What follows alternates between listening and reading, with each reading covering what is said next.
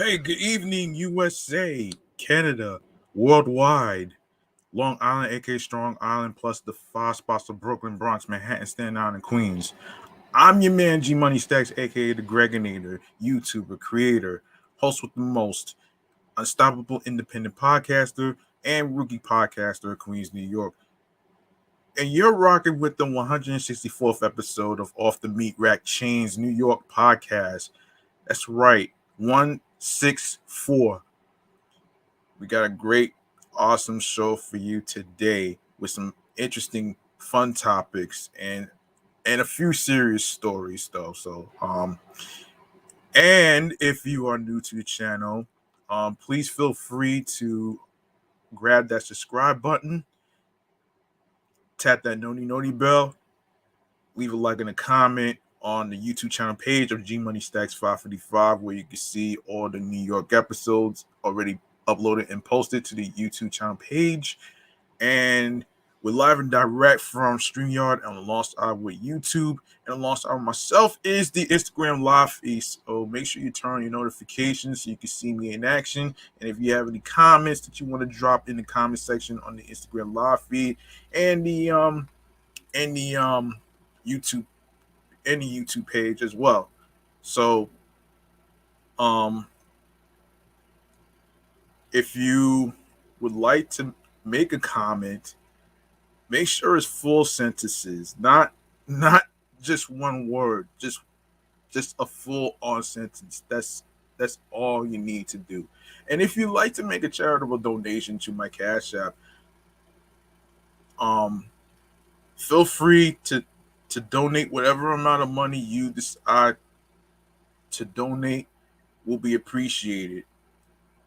So there you go right there. And of course, if you would like to spread the word and tell a friend to another friend about this podcast and stuff like that, you can go ahead and do that. And I will handle the audio streaming platforms, including YouTube, on the streaming platforms on the go at the end of the show. So here you go right there. Now, first things first, a little thing that I like to call mental health check-in right here, man. Okay. I want to address something actually, and this is probably something I never had a chance to talk about here on this show right here. And this is basically pertaining to um myself reflecting on things. Now, a little earlier, I actually was talking to somebody from the Pokercha app and basically, we was talking about the whole phrase of midlife crisis, which I may end up using that as a future topic in a future episode. So, I guess because it has to do with myself. I guess because look. From my understanding and logical standpoint of being a human being, it's not just about being positive all the time.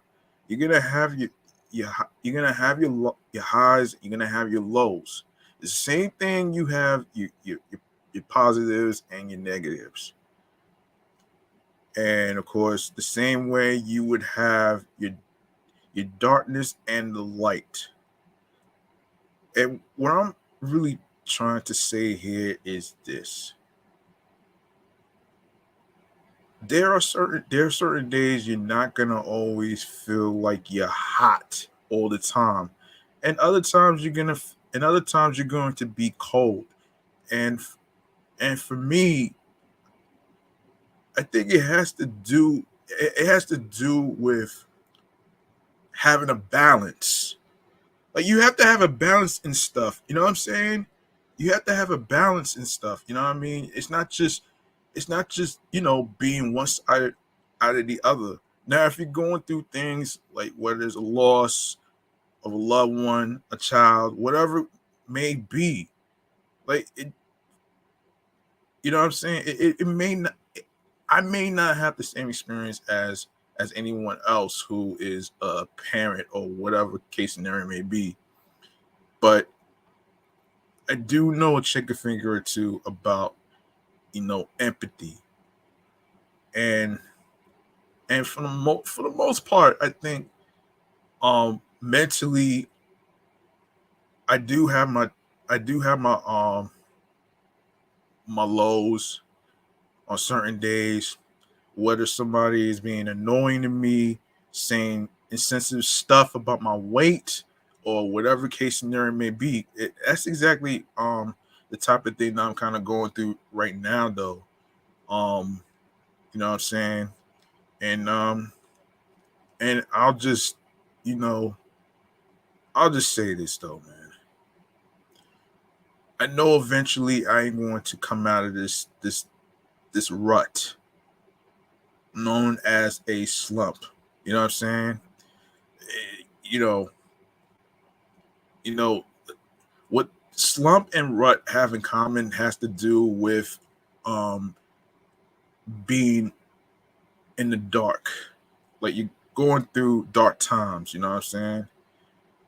And I know for a fact that I will make it through the light at the end of the tunnel. So, and especially creating content for you folks out there that's listening. I appreciate every single one of you for allowing me to take the time to actually, vent on the mental health check-in segment that I'm just doing now. Um, and for the most part, physically and spiritually, I'm going to. I know for a fact that I will be all right, no matter what I go through whatsoever. I know I am going to actually make it, and I know I'm great at what I do. And like I said before in a previous episode, podcasting has saved my life. If it wasn't for podcasting, I would have had suicidal thoughts in terms of going through the misunderstandings that was said about me. But I'll say this though. I'm going to let success speak for itself. And as I approach the 200 episode of this New York podcast, all I need to do is just show how great I am. I don't have to talk about I don't have to tell people how great I am. I'll just have to show them with this amount of success that I am doing and taking this craft seriously. And and the reason why I don't do trailers is because it's a lot of work and trying to figure out the good stuff and the good stuff and the funny parts or whatever. And it's just you know I never really needed a trailer because I knew for a fact that I was going to take podcasting very seriously, and I wasn't going to do this I wasn't just going to do this as a one-off. I've been doing this for almost 2 years now, and for the most part, it's very therapeutic to me. Laughter is very therapeutic to me, and that's the reason why I'm doing it. So there you go right there. And of course, thank you for allowing me to vent on this mental health check-in. So, like I said, physically and spiritually, I'm going to do the best I can to be the best man I could be. So there you go right there.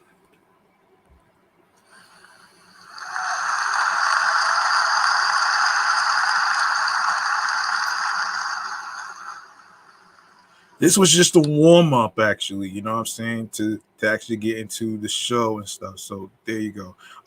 Now we're gonna go into a little thing called the New York Mass Transit Files right here. This is where I talk about the the issues behind the scenes of New York, of course, and yes. Let me just hit this sound effect right here, man.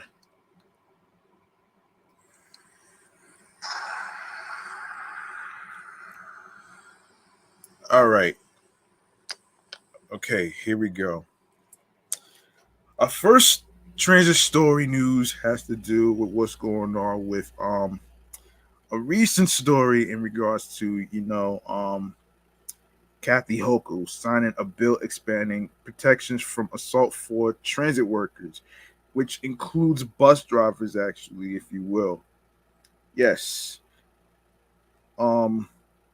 Okay, so Governor Kathy Hochul signed a bill on Monday, significantly expanding the number of transit workers protected by state law from assault. The bill adds more than 11,000 MTA workers previously left out of legal protections, stipulating that assaulting a transit worker is a second-degree felony, punishable by up to 7 years in prison.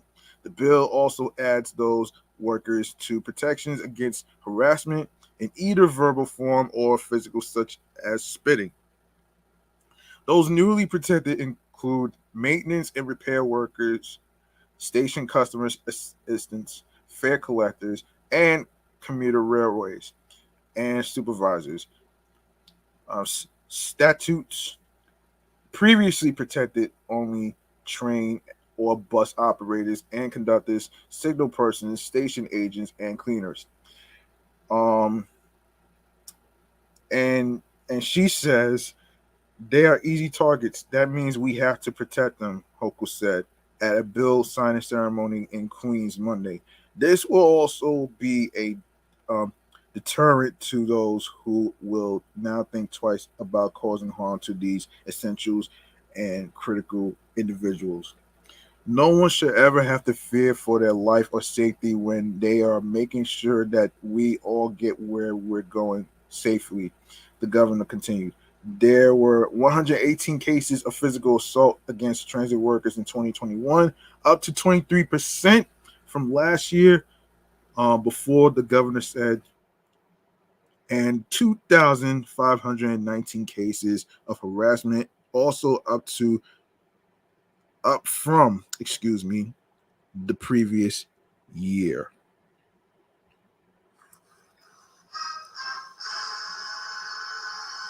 The signing ceremony took place at the Jamaica Bus Depot, where I get the N24, in case you don't know, which is in Jamaica, Queens, where work is set to begin next year on a massive $400 million renovation and expansion to convert it into the MTA's first all-electric bus hub. Oops, sorry. many workers at, many workers at the depot will now be covered by the same protections as bus operators under the newly signed bill. They fixed a loophole in the law that allows people to viciously attack our members, punch them, spit on them, acts of violence which has to stop, said Mark Jackson, president of um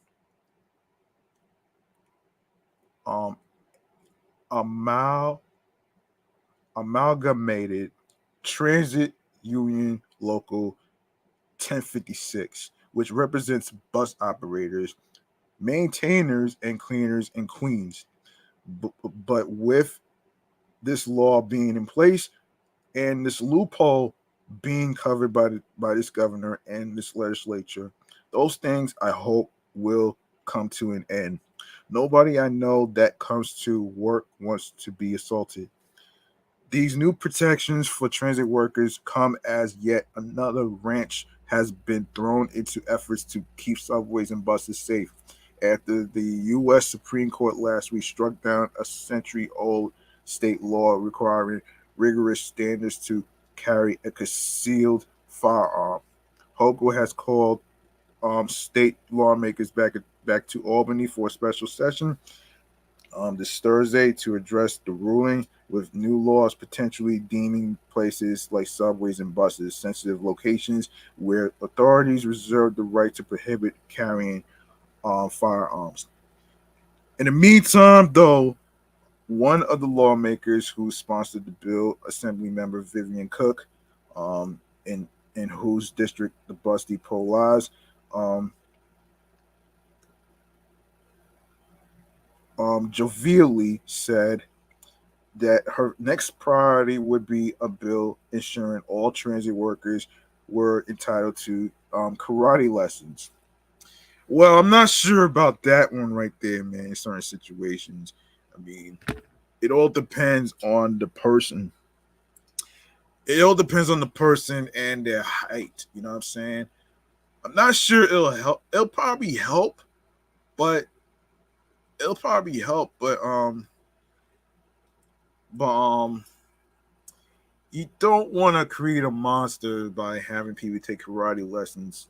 You don't want to create a monster about that, though. But I do understand. But I do understand why they need to do that, because you hate being harassed, and you hate the idea that you have to fear for your life, that you're going to get pushed to the tracks, um, and getting hit by a train, which we heard throughout this year to now. And we'll see what happens. I mean, something's got to give, man, seriously. And a lot of people don't feel safe taking mass transit, and you can't blame them, because number one, you have to understand, a lot of people drive. Not a lot of people want to take the not a lot of people want to take mass transit, and I don't blame them.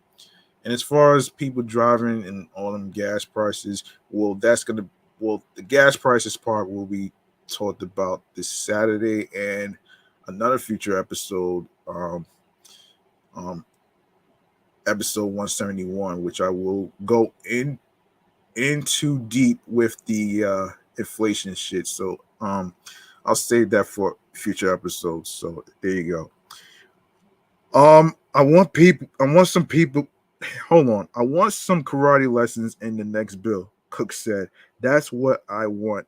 For every transit worker to have lessons that deal with the work in the karate field. We're gonna see that happens too." Hmm. Okay. Um. Yeah. Yeah. I think self defense is important too, man. I think self defense is important, especially when it comes to train conductors and bus operators and stuff, who have to deal with certain Neanderthal bastards who like to cause a scene. You know what I'm saying? It's crazy. It's crazy. I've been on a bus where one guy didn't want to where one guy who, I tried to explain to him that the N24 is not going to drop him off in Queens. It's taking people to Long Island, and I tried to explain. You know what I'm saying? And yeah, it's just some people are knuckleheads. You know what I'm saying? So, and it's just fucking annoying when it comes to Neanderthal bastards who want to be on some shit for attention. Like, cut it out, man. For real.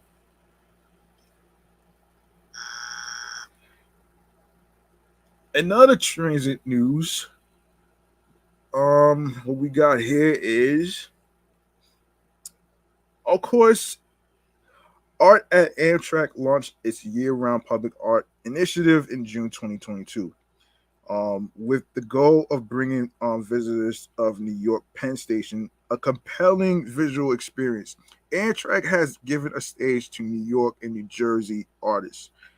With the previous success of the public art program showcased at um, Monahan Train Hall, the now installed temporary pieces for art at Amtrak provide even more life to greet travelers, in one of the New York City's biggest transportation centers. End quote.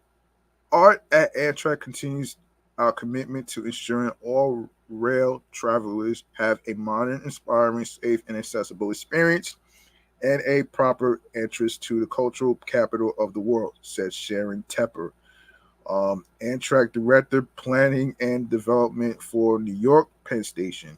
This new initiative turns functional space into a site for contemporary art that engages local and regional communities and visitors from around the world. Two artists were commissioned to create installations for the project. Um, Dahlia Elsade, artist and writer with a focus on extracting the beauty of experiencing where you are. Um, um, Elsade calls her work myth pictures for placelessness. She uses allegorical landscapes to convey her past feelings of displacement and her current feelings of belonging. Whew, I can relate. I can actually relate to this, knowing what it's like to not feel where you belong, and which I'm not gonna get into right now, though. Um, her art parallel incantations now covers Penn Station with an illusion of an infinite vast space.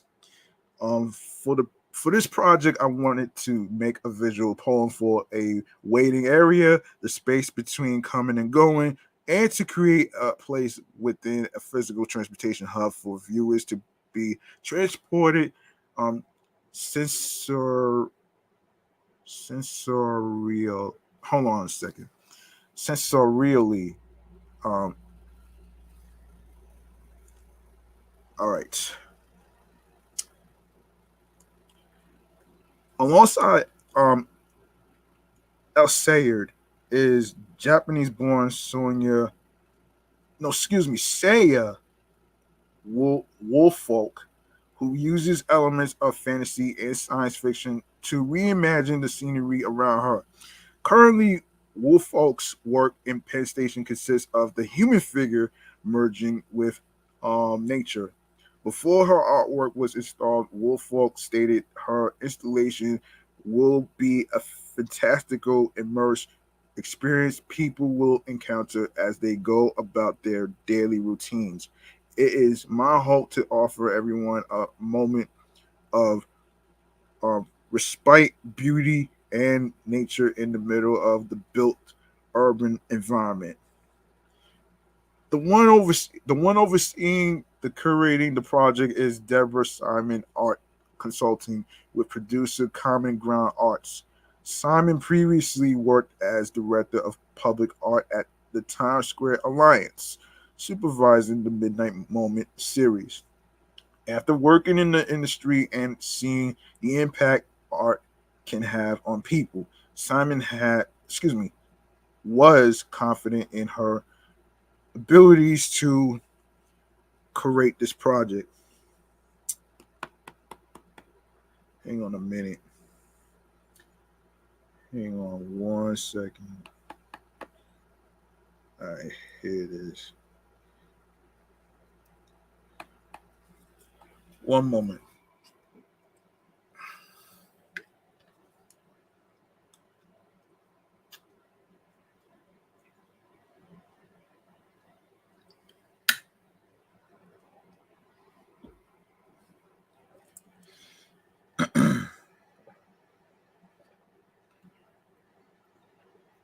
All right. art can art can transform a mundane journey into a an extraordinary experience that is both visually engaging and thought provoking, says Simon. Art at Amtrak seamlessly integrates striking site specific works into the existing architecture of New York Penn Station, making it a destination to explore the commissioned artwork of regional artists. The program also gives emerging and mid-career artists exposure to a far larger audience than any museum or gallery exhibition can offer. You can visit Penn Station now to see the large-scale works of Alsayer and Woolfolk across the upper level of the station. All right. Okay, what else? What else? Hold on one second. Okay, oh yeah, we gotta talk about congestion pricing for a bit. Let's see, congestion pricing. Yeah, let's talk congestion pricing for a second. Um, yeah, let's talk congestion pricing. All right, congestion pricing. Hold on a minute here. Um, Give me one second. As soon as I find out where this thing is. Um, just a second here. Just had the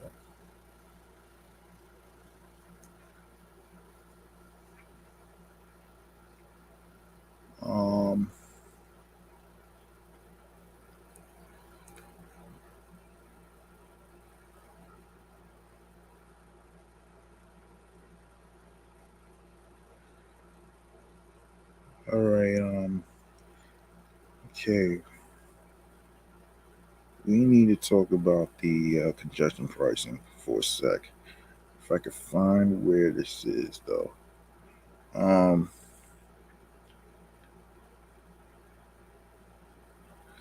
all right,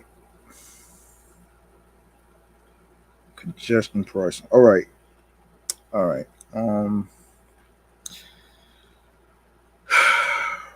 All right. One more thing I need to talk about here. While I'm looking for this, let me just give a shout out to the people that just came in. And this is Pussy Talks. Shouts to the people that came in.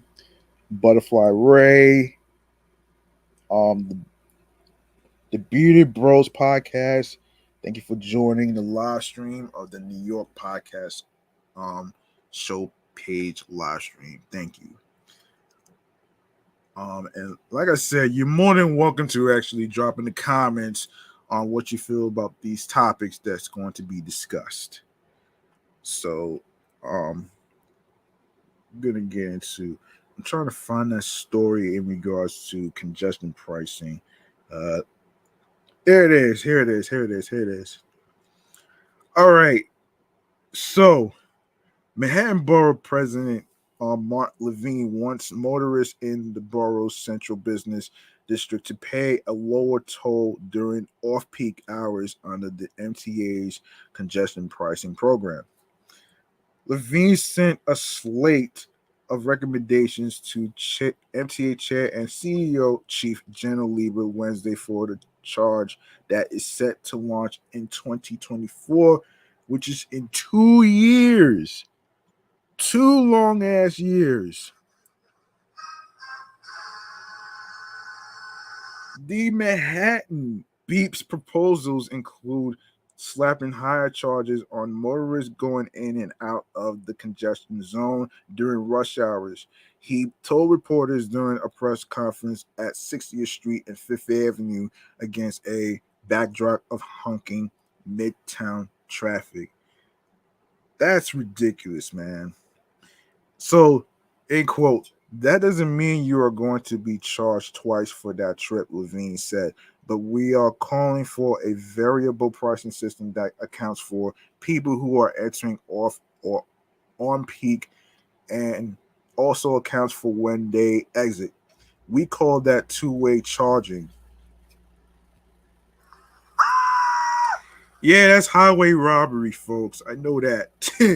The variable charges encourage smoother traffic patterns. According to Kate Slevin, executive vice president of the Regional Plan Association, Our own studies show that if you charge a little bit more during the busiest times of the day and less, or maybe even nothing during less busy times of the day, that will deliver the best traffic improvements and improve speeds for people traveling through Manhattan, Slevin said.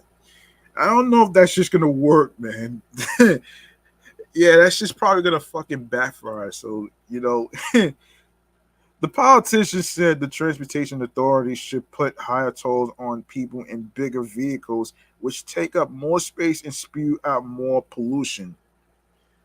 Mm, I don't know, man. I don't know about all that. We want to ensure that small vehicles pay a lower congestion fee so that smaller cars pay less than giant SUVs, all of which are, of course, going to pay less than trucks, he said. Taxi for hire drivers should not be charged, given that they already pay a $2.50 and $2.75 congestion charge respectively, the beep said. The city and state must get Manhattan ready for the toll by improving its public transportation infrastructure, restarting the stalled backdoor boarding on buses, modernizing the borough's bus network, and add more bus, bike, and pedestrian infrastructure to the streetscape of the Big Apple. The MTA expects to generate um $1 billion a year once congestion pricing kicks in, and borrow $15 billion against that income stream, which is the largest single funding source of its $54.1 billion 5-year capital plan to improve its subways and buses. Can I say something about this?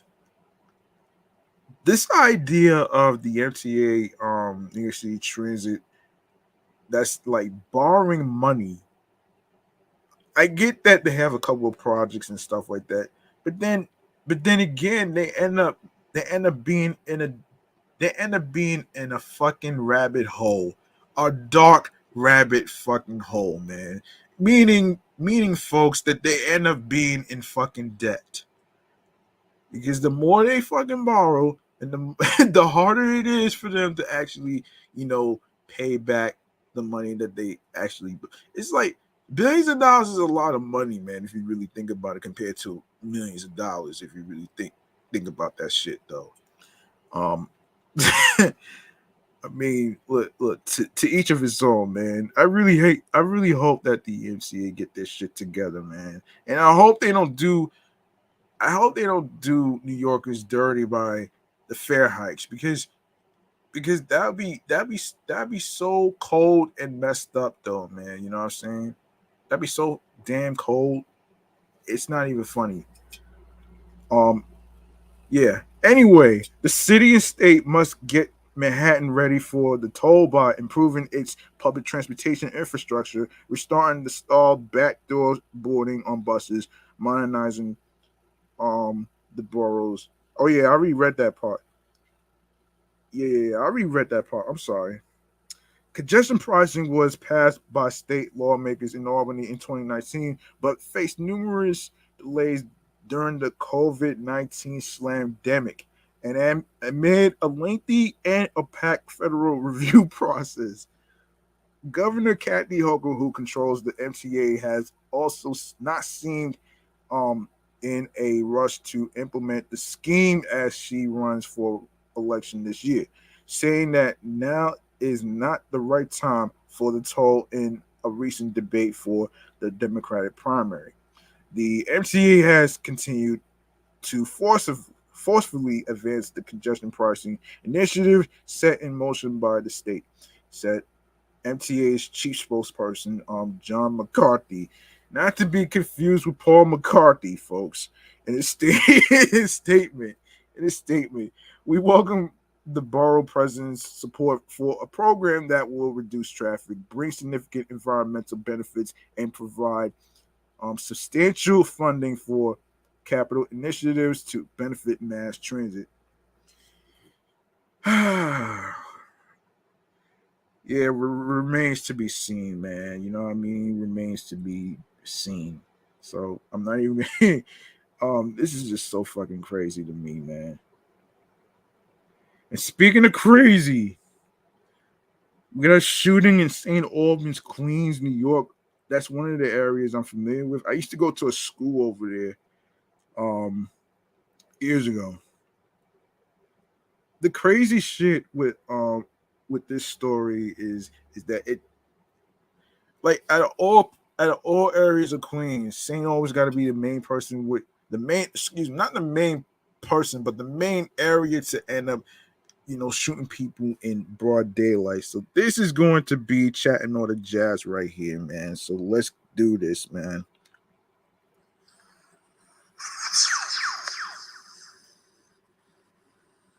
Yes, as I said, a 15-year-old was struck by a stray bullet that flew through a window into her Queens home late Tuesday and appeared to take the harrowing incident in stride. The teen was doing homework in the dining room of her house on 113th Road near 205th Street in St. Albans, um, around 11 p.m. when a bullet whizzed through the front window. Now, for those of you that's out in New York that don't know, the area St. Albans is, it's basically in Queens, New York. Um, yeah. On Wednesday, she posted an endearing note on her front door for reporters. Hey besties, girl who got shot here. I have no comment, and the handwritten note states, "That's crazy, man."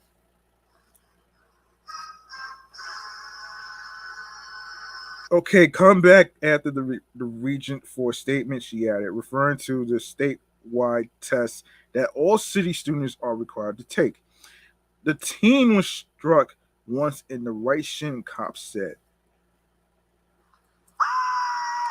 Her father called 911 and reported he heard multiple gunshots being fired outside his home before his daughter was shot, the sources said.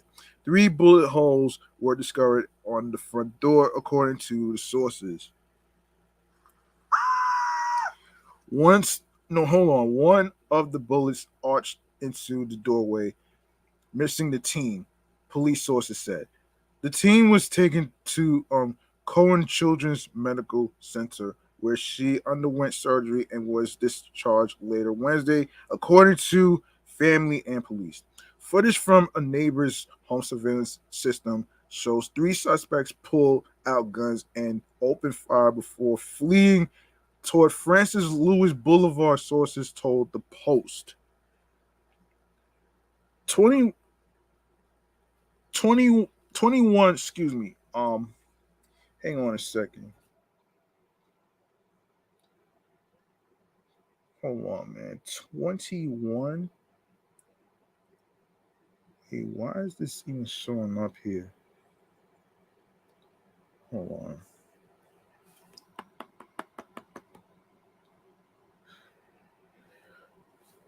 21 9mm shell casings, as well as 5 fired bullet fragments, were recovered on scene. No arrest has been made, and police have not identified any suspects. The motive for the shooting and the intended target were both unknown Wednesday morning. Sheesh. That's crazy, man. New Yorkers must be safe in their own homes, Police Commissioner Keechan Sewell tweeted. Every NYPD resource is being utilized to find those responsible for the shooting on 113th Road in Queens last night that resulted in a 15-year-old girl being struck and injured while in her dining room. The shooting comes just over a week after 72-year-old grandmother and retired librarian Margaret Henry was struck in the arm by a stray bullet in her South Ozone Park home. Now, for those of you who may not know, South Ozone Park is basically another area that's in Queens as well, Queens, New York, to be exact. Um, yes. So this is very tragic. So, um, anyway, man. Um, okay. So, mass shootings across the U.S. Let's talk about that one right there, man. You know what I mean? Just some serious shit right here, man. So, a string of shootings left at least 15 people dead and more than 60 others wounded in 8 states this weekend. A spasm of gun violence that came as the nation continues mourning the lives lost in mass shootings last month in Buffalo, New York, and Uvalde, Texas. In Pennsylvania, police say multiple shooters fired into a crowd late Saturday night on South Street, a famous Philadelphia drag known for its nightlife character and vibrancy. Authorities said 3 people were killed by the gunfire and at least 11 others were wounded. Police said multiple handguns were recovered at the scene, but no arrests have been made.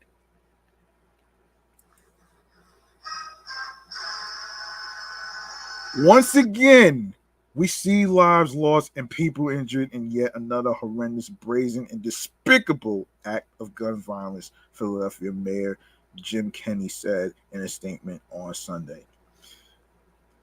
Gunfire in Chattanooga leads to 3 dead. In Chattanooga, Tennessee, police responded early Sunday to a shooting near a nightclub.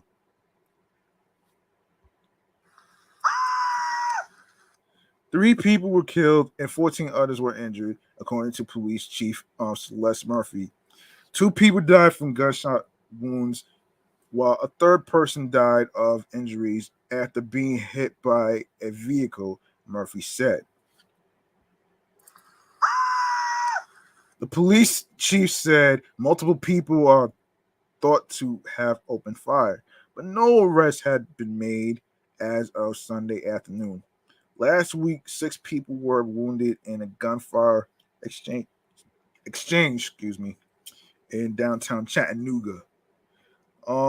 Okay, so we got another incident, another story. It's like multiple shits that's going on here. So let's get into. So bullets tore apart a graduation party in South Carolina. Meanwhile, in South Carolina, at least 8 people were shot at a graduation party in what authorities in Clarendon County described as a suspected drive-by shooting. A 32-year-old woman was killed, while 7 others were wounded. 6 of the 7 injured were age 17 or younger, authorities said. Police say the incident may have been gang-related. This was a school graduation, and you got all these innocent children that were there that were hit by gunfire. Sheriff Tim Baxley said. Then we got another incident in Arizona. A 14-year-old girl was killed and 8 others were injured during a shooting early Saturday at a Phoenix strip mall, the Associated Press reported. 9 people were hospitalized, including the 14-year-old girl who later died. 2 women were transported with life-threatening injuries. Seems we can't go a day without another mass shooting, Phoenix Mayor Kate Gallego tweeted Saturday. This time it's Phoenix at 10th Avenue and Hatcher. Time has run out. Change must happen now. The next day, a shooting outside a bar in Mesa, Arizona, early Sunday morning, left 2 people dead and two others injured, according to the AP. Not sure what AP stands for.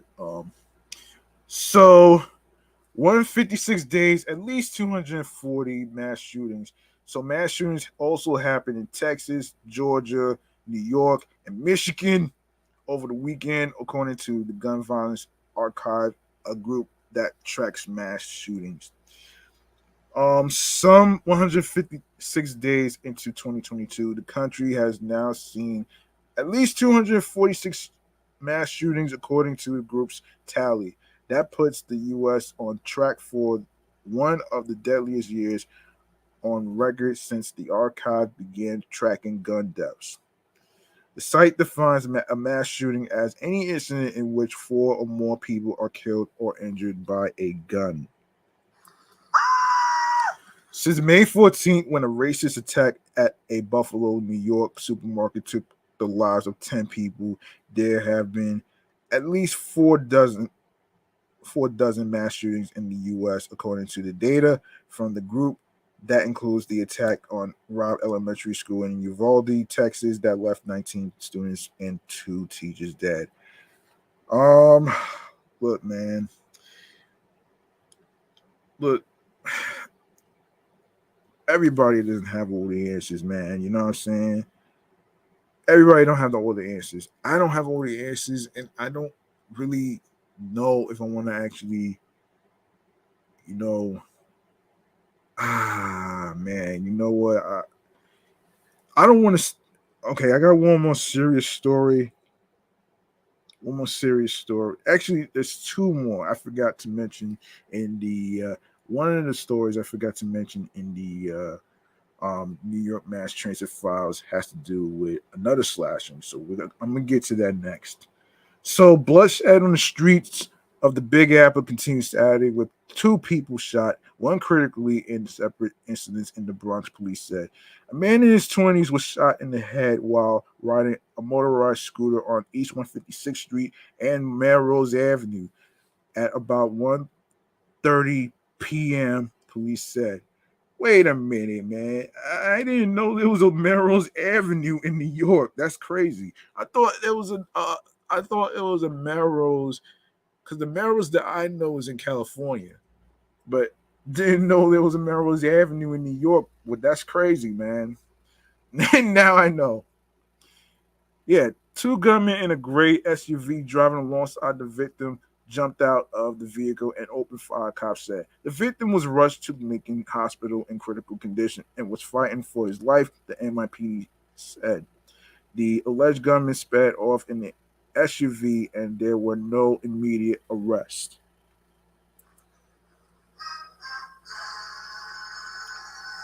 Less than an hour later, around 2:20 p.m., police reported a man shot at West 171st Street and Ogden Avenue in the Mount Eden section. No other information was immediately available. Yeah, ain't this about a bitch? The holiday weekend got off to an ominous start as one person was killed and at least 7 others were wounded, including a 15-year-old boy in a spate of shootings across New York City overnight into Saturday. All right, let's get to another story in regards to God damn it. Damn, man. All right. Another incident, but this time took place in Brooklyn. A daylight shooting. A man was wounded in a broad daylight shooting in Brooklyn on Wednesday, cops said. The victim, whose age was not immediately known, was blasted once in the leg during a dispute on Van Sickland Street near Lloyd Court in Gravesend around 10:20 a.m., police said. He was taken to Maimonides um, Medical Center with non-life-threatening injuries. The burst of gun violence came hours after a 35-year-old man was shot in the chest during a dispute on the grounds of NYCHA's Farragut houses in Vinegar Hill, Brooklyn at 11:45 p.m. Tuesday, authorities said. Wait a minute, wait a minute, wait a minute, wait a minute, wait a minute, wait a minute. Wait a minute here. There's an area called Vinegar Hill. Are you serious? Vinegar? Oh wow. That's crazy. That's really crazy, man. Man, Vinegar Hill. Oh wow. Anyway, he was taken to Bellevue Hospital where he was listed in stable condition, which is a good sign actually. Of course, wait a minute here. Wait a minute here. Um, yeah, the victim sustained non-life-threatening injuries. The victim is in stable condition. The shooting occurred around 10:30 a.m. Earlier in the evening, a 31-year-old man was shot in the torso on Bedford Avenue near Montgomery Street in Crown Heights, Brooklyn, New York, around 6:50 p.m. Cops said he was taken to Kings County Hospital Center, also in stable condition.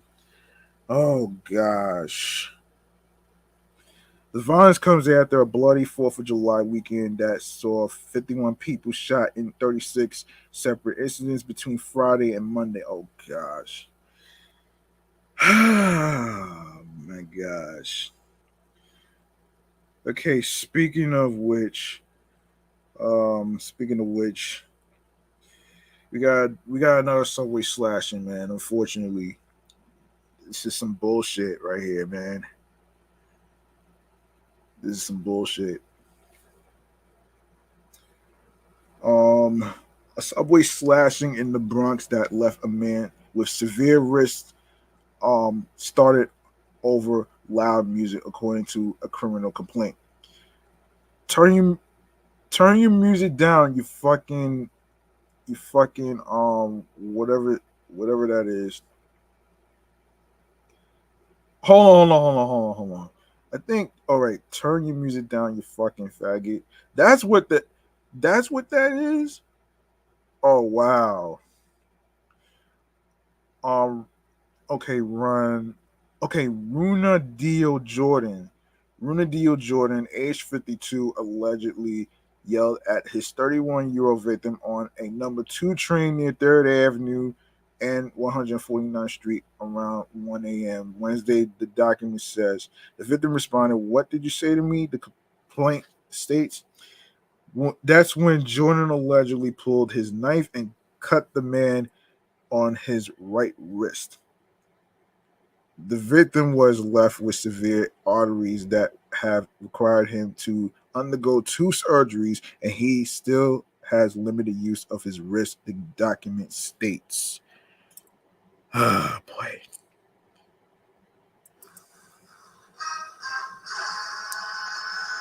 Jordan fled the train after the attack, but was arrested a day later on suspected heroin possession in Manhattan and then charged in the slashing while still in custody on drug rap, officials said.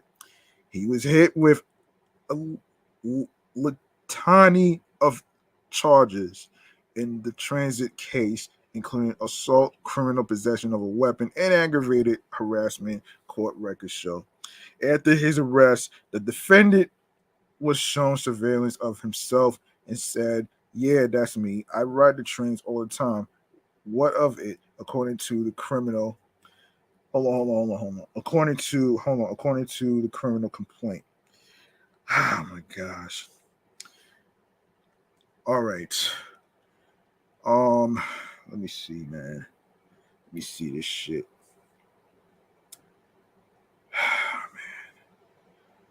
I want to I want to actually I want to say something, man, before I get into the music news and shit, man. Um this has been one of the worst times that we are facing, especially as New Yorkers, with the whole gun violence shit that's going on and the mass shootings and shit. Not just in Texas, not just in Philadelphia, but in New York. Not only at night, but in broad daylight. Like the slashings, the stabbings, the random shootings and shit. And then, and I even talked about this like recently. Like, you mean to tell me that you are going to actually go by the Second Amendment, right? Of course, right to bear arms and shit. But Where does it fucking say that you have the right to kill people? You know what I'm saying? Like, I can understand if it's self-defense, right? I can understand it's self-defense. Now, and this reminds me of a story in regards to the whole bodega incident that happened. Which I will talk about that bodega incident some other time. Um, Look, we all need some healing, man.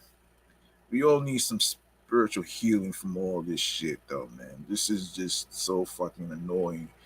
And the bad thing about this shit, and that's the same scenario that goes with the subways, trains, and the stations and stuff. Like, y'all making it harder for people to fucking commute, man. Y'all making it harder for people to fucking hang out with their friends and all that other stuff. But y'all gotta be the fucking Neanderthal bastards to ruin the fun for everybody. And this motherfucking idiot wanna fucking pick on somebody because of loud music. Loud music.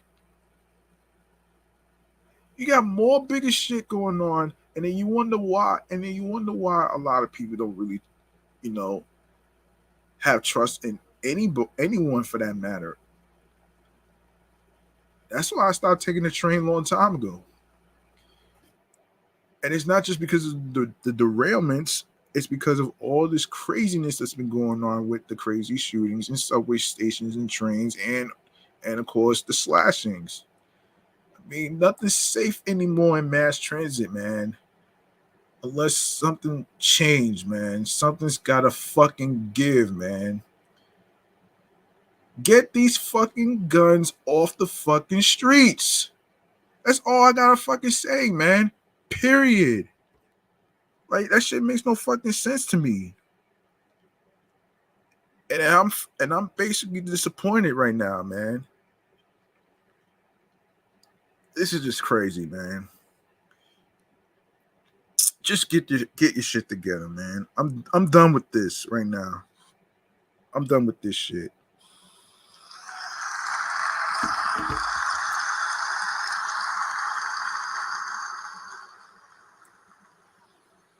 Okay, let's lighten fucking shit up into some music news, man. Thank you. Now we talk about Mount Rush. Hold on. Hold on. So Mount Westmore. I never even heard of these people, but let's get into that shit though. So they okay. Mount Westmore, which includes superstar rap legends Snoop Dogg, Ice Cube, E40, and Too Short, has touched down in the metaverse on Tuesday, June 7th, which was last month. The supergroup released their debut album, Bad MFs, exclusively on blockchain based platform Gala Music for a limited time before its upcoming traditional release. The group premiered Bad MFs at the Gala Music Galaverse event in Malta, with Snoop and Ice Cube giving an introductory video before the album's release. Um, in quote, you know what it is, Mount Westmore. You got the four pillars of West Coast hip hop. We are down with Gala Music. We are coming out with that Mount Westmore Bad MF's album, said Q. There is going to be new music, new experiences, shows, everything that the Westmore got, baby. You gotta get it. Fuck with us, June 7th. Yeah. Break bread or fake dead. Snoop Dogg's added. Damn. Um, with no features, the four MCs hold court as rap royalty on Bad MFs just months after premiering their first group single, Big Subwoofer, in October of last year. In March, the group released their follow up single and video for the album's title track. With Gala Music, Snoop Dogg is one step closer to bringing the newly acquired Death Row Records to the metaverse, previously declaring that he wanted to make it the first NFT label. And these are the track listings that we have to go through right here. So number 1, California. Number 2, Mount Westmore Part 1. Number 3, Ghetto Gutter. Number 4, Sinister Slap. Number 5, Activated. 6, Too Big. Number 7, Tribal. Number 8, Aim Squeeze Bus. Number 9, Bad MFs. Number 10, Big Subwoofer. Free Game. Lace You Up. Number 12. Number 11. Number 13, Have a Nice Day. Fuck You. And number 14, I Quit. Damn.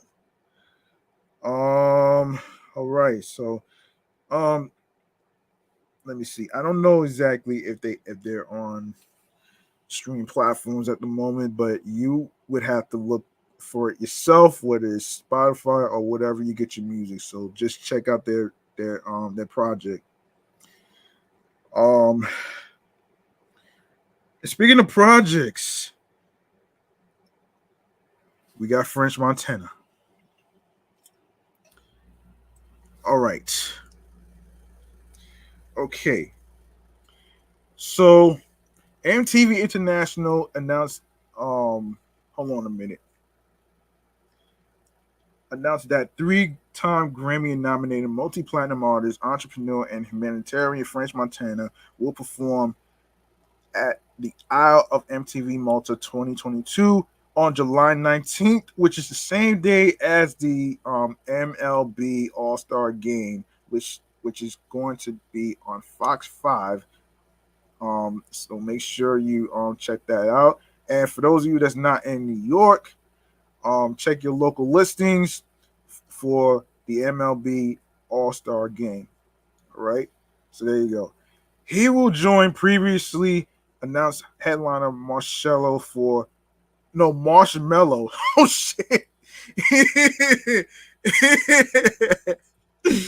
Oh man. For Europe's biggest free summer festival in partnership with the Malta Tourism Authority, which returns to the iconic Two Fossils Square following a 2-year hiatus due to the slamdemic. We're throwing a big party at Isle of MTV in Malta, and everyone's invited, said French Montana. Some artists blur genres, but French Montana blurs borders. His inimitable fusion of classic East Coast rhymes, wavy pop swagger, and international ambition elevating him to the forefront of the game on a global scale. 2017 saw him ascend to superstar status with the blockbuster smash Unforgettable featuring Sway Lee, which cemented him in the billion club for streaming and earned a diamond certification in Canada. Meanwhile, his sophomore effort, Jungle Rules, went platinum in Canada and dominated the charts. And his 2019 album, Montana, is certified gold. He closed 2020 with the release of the long-anticipated CB5 Cold Boys 5 mixtape, continuing a legacy he started over a decade ago. Now he takes it to the next level with his latest efforts, They Got Amnesia. In addition to becoming the first rap ambassador of Global Citizen, he staunchly supported humanitarian efforts spanning DACA, the viral Mama Hope hashtag unforgettable dance challenge, which raised over $500,000 plus, and his Pan-African health and education movement into Morocco with Care Morocco.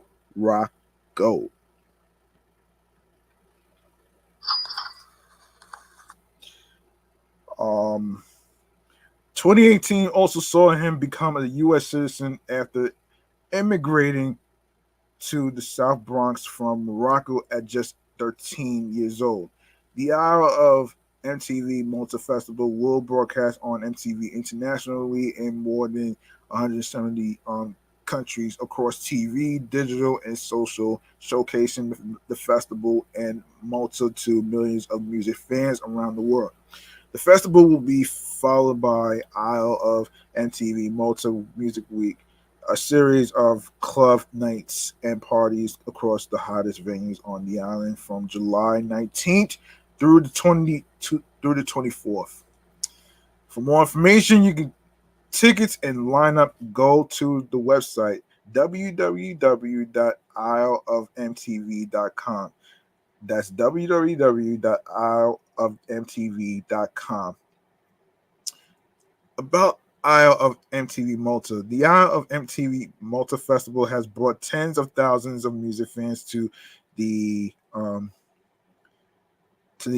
Fosos Square every year to enjoy show-stopping performances from the world's biggest stars, including Lady Gaga, Snoop Dogg, David Guetta, and Martin Garrix. Now in his 14th year, past performers actually at the Isle of MTV Malta includes BB Rexa, Jason Derulo, Lady Gaga, Haley Steinfeld, Sigala, Ava Max, Paloma, Faith, the Chainsmokers, DNCE, Steve Aoki, David Guetta, Martin Garrix, Just Glenn, Nicole Scherzinger from The Masked Singer, Jesse J, Will I Am, Rita Ora, Flow Rider, Snoop Dogg, Far East Movement, Kid Rock, Khalees, the Scissor Sisters. Oh man, the Scissor Sisters. Oh shit.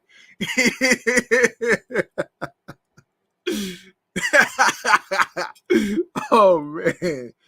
Oh man. The Black Eyed Peas, Nelly, Furtado, Maroon 5, Enrique Iglesias, Nerd, and One Republic. Of course, about Malta, the sunny islands of Malta in the middle of the Mediterranean Sea are home to a most remarkable concentration um, of intact built heritage, including the highest density of um, UNESCO World Heritage sites in any nation state anywhere.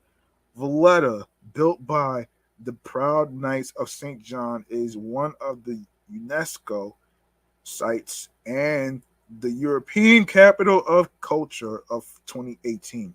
Malta's patrimony in stone ranges from the oldest freestanding stone architecture in the world to one of the British Empire's most formidable defensive systems, and includes a rich mix of domestic, religious, and military architecture from the ancient, medieval, and early modern periods, with superbly sunny weather, attractive beaches, a thriving nightlife, and 7,000 years of intriguing history. There is a great deal to see and do. For more information on Malta, you can visit the website www.visitmalta.com. That's www.visitmalta.com. All right, let me make some noise for French Montana with his success and everything that he does for the community of being a humanitarian and going diamond and of course gold.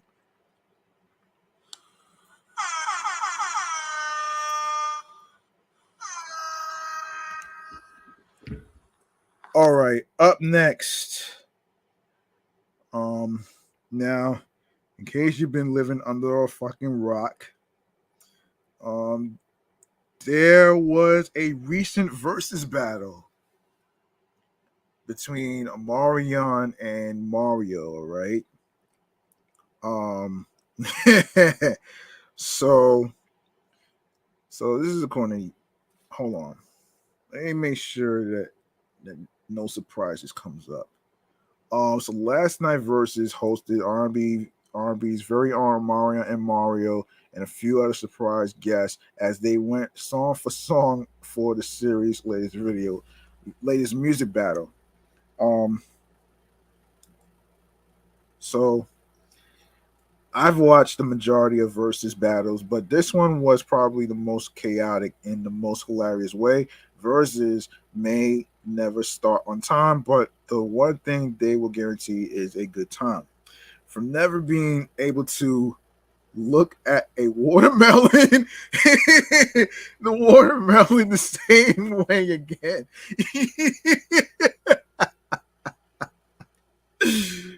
I actually was watching the battle and I was like, wait a minute. I didn't know Omarion had a brother. I didn't know he had a brother. And what threw me off was the watermelon section. Oh man. Oh man. Yeah, to listening to Mario hilariously shade Omarion and catching Brandy's reaction in 4K the night was one that music fans will never forget. What are you doing carrying watermelon to a fucking battle?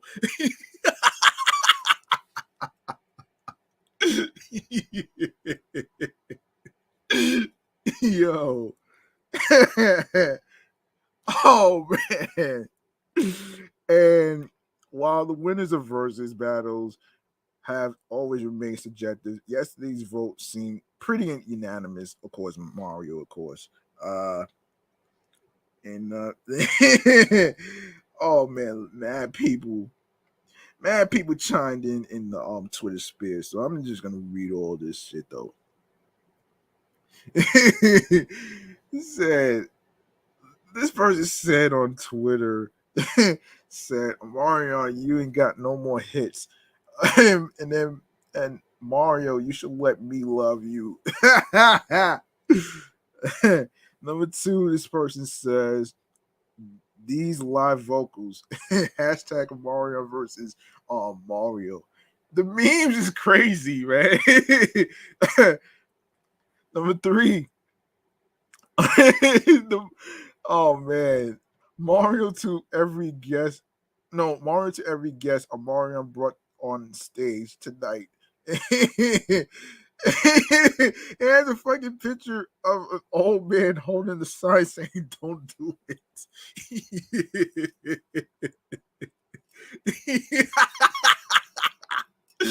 Oh shit! Oh man, I had to laugh at this shit though, man. Oh shit! Oh man, and it's and number four, another person says Lil Saint watching Omarion struggling like hashtag versus TV hashtag Mario hashtag Mario. Now, in case anybody's didn't know about this though, the Little Saint is a reference to the You Got Served movie that I watched. Yeah, it's a reference to the You Got Served movie. That's what it is. So in case you're wondering, that's the You Got Served movie reference.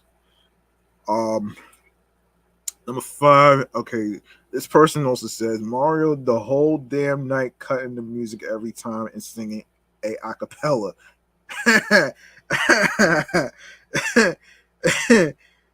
Number six, another individual says, not him trying to body shame Mario. We're good with his gut. You worry about that voice. um, yeah. This person says Mario when Jeremiah came on, don't do it. Stop. Y'all niggas sound crazy. No. Hey yo, stop.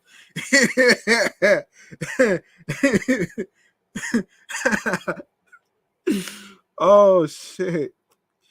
Number eight, Mario, why are Malays with the good pH balance? Oh shit.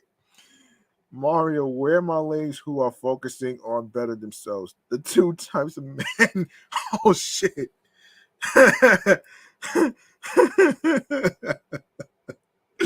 Yo. Oh man. Another person says on number 9, I just came to see Omarion and Mario. That's it. I didn't ask for all this. Number 10, if you didn't see the verses, just know this was the moment we knew it was over for Omarion. Hashtag oh yes, Mario destroyed that man. Oh man, hashtag versus hashtag Omarion versus Mario. Hashtag Mario versus Omarion. Ain't that about a bitch? Another individual says Omarion done called 10 people on stage, 8 watermelon vagina.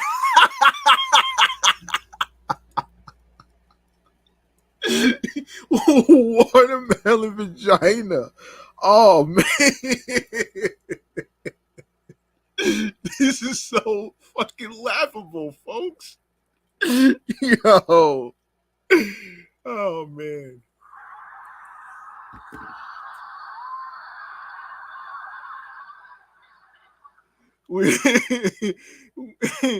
Oh man, watermelon vagina with his brother had 15 wardrobe changes.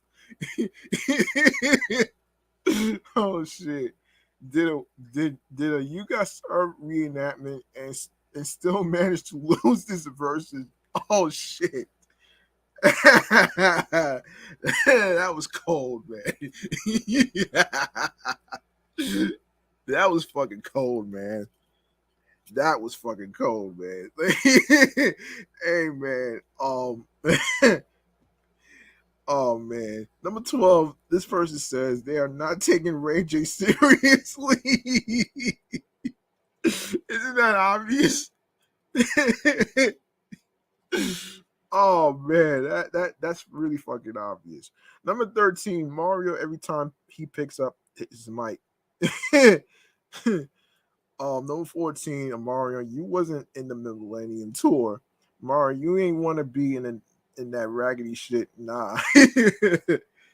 Yo, these memes are so fucking funny. I'm sorry for laughing, but I can't help it. Number 15, this person says Brandy is really my mood cause what the fuck are they doing?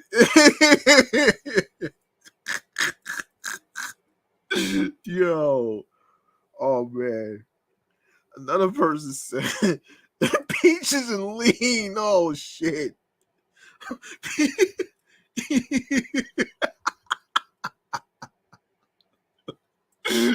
Peaches and lean. Listen, I'm not gonna listen. I'm not recommending anybody mixing peaches and lean, man. Don't fucking do that shit, man. I'm not recommending anybody doing that shit. Oh shit. Oh man. Number 17, this person says in the meme, verses for the past hour. Oh shit. 18, Mario said Mario and Jeremiah better stop. They sound crazy. Number 19, Mario marching Mario sing. Yo. Oh, these memes are fucking crazy, man. Mario says Grand Rising Queen text while Mario says, get dressed, babe. I'm taking you out. Oh shit. Um Another individual on Twitter says, on number 21, that was 4.5 hours of pure chaos, and we sat here and watched all 4.5 hours. Actually, it was 5 hours because their fucking crazy ass was late. Worse than Lauryn Hill and worse than late Rocky.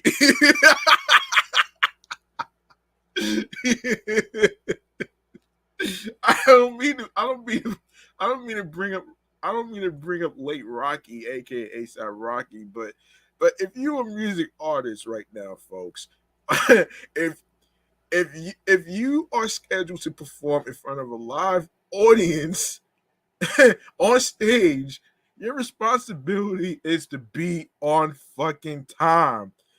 It's not about the production team. It's It's all about the music artist being on damn time, man. Be on fucking time, man. Oh man.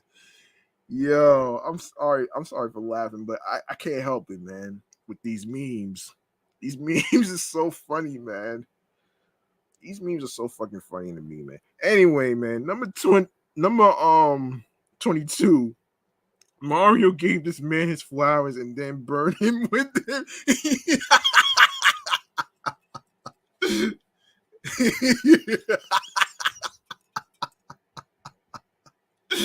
Yo.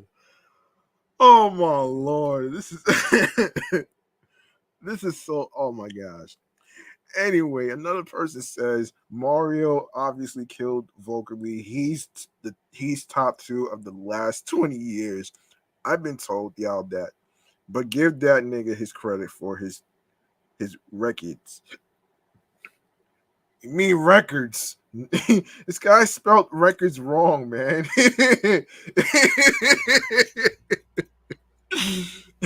Aside from having 3 top 20 joint and a number 1 U.S. joint, those records were impactful in R&B and aged very well as he aged. Yeah, like fine wine, right? Yeah. Another, oh man, another person says watching Sammy, Bobby Valentino, and Pleasure P harmonize into One Wish covering for Ray J is giving praise team with the lead is tired. I did see that part though, man.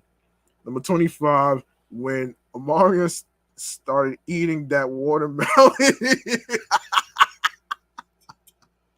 I did see that part about I did see that part about Mario eating watermelon. Him and his brother brought watermelon to the stage. What the hell, man?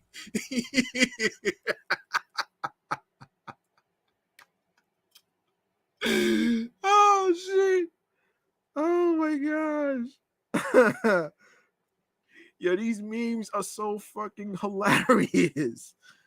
Oh man. How many rounds did you win, bro? Oh shit.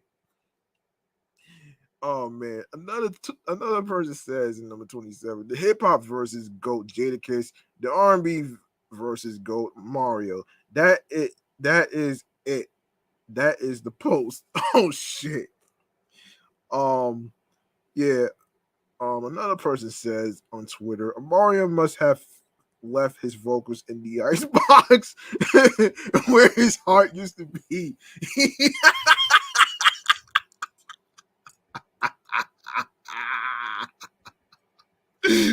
Oh shit. That is some fucking cold ass shit. That is the coldest shit that I ever heard. Wow. Another person says, why isn't Mario on stage eating a watermelon for entertainment? That's what I was wondering. That's what I was wondering too, man. Oh my god.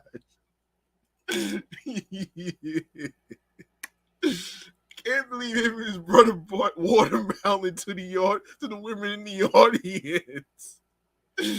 Oh wow.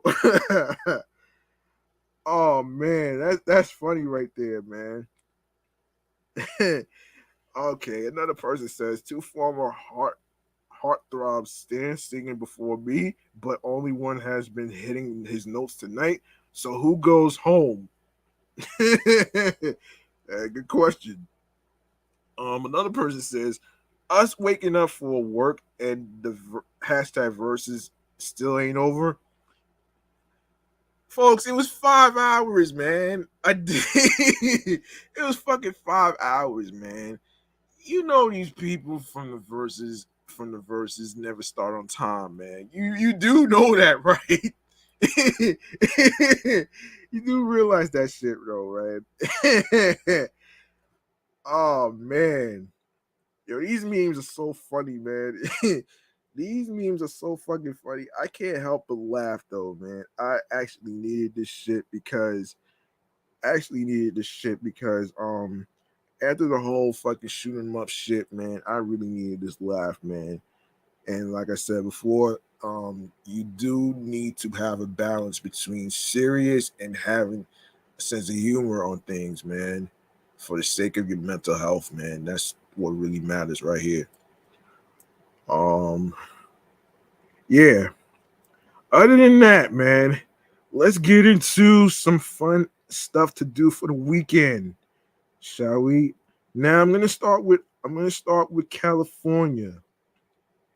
I'm gonna start with California, and then I'm gonna go to New York.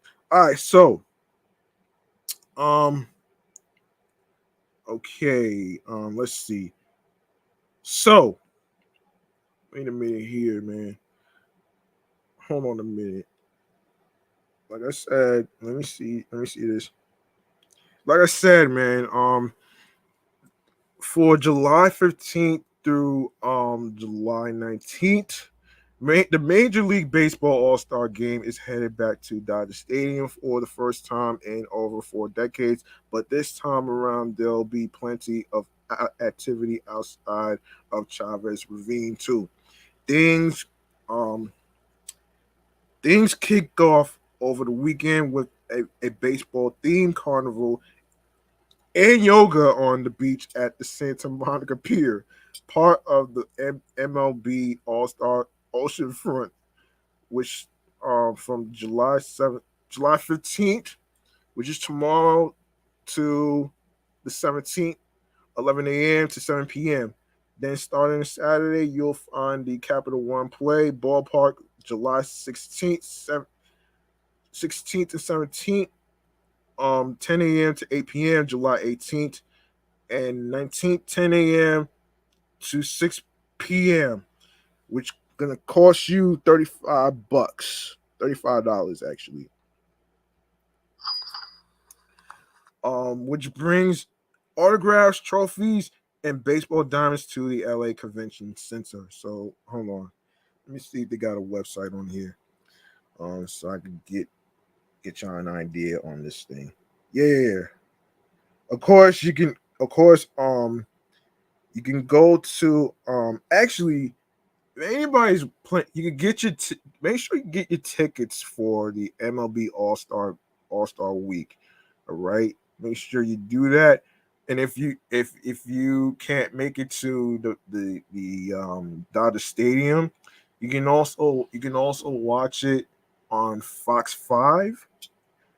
Um, of course, for those in the tri-state area, especially the East Coast right here, man. Yeah, you can watch it on Fox 5, which starts, I believe, at 7:30. I believe it's at 7:30. 7:30 p.m. is where it starts, and also the Home Run Derby. The Home Run Derby is also going to be on ESPN. Check your local listings for times. Um, and yeah, so okay, so we have the Outfest Los Angeles. For nearly 2 weeks each summer, Outfest, the world's largest LGBTQ plus film festival. This is for the people in the LGBTQ plus community. Um, Film festival brings a slew of parties, screenings, and galas to LA. For the 2022 edition, expect dozens of screenings in a trio of formats: outdoors, indoors, and online. This year's highlights include a screening of Billy Porter's directorial debut. Anything is possible. Anything's possible. Of course, Porter will also receive an honorary award. John Logan's directorial debut, Day and Dem, with appearances from Kevin Bacon, Theo Jermaine, Quay Tan, Carrie Preston, Anna um, Klumsky. I thought it was clumsy, man, but I thought it was clumsy though. Austin Crute and more.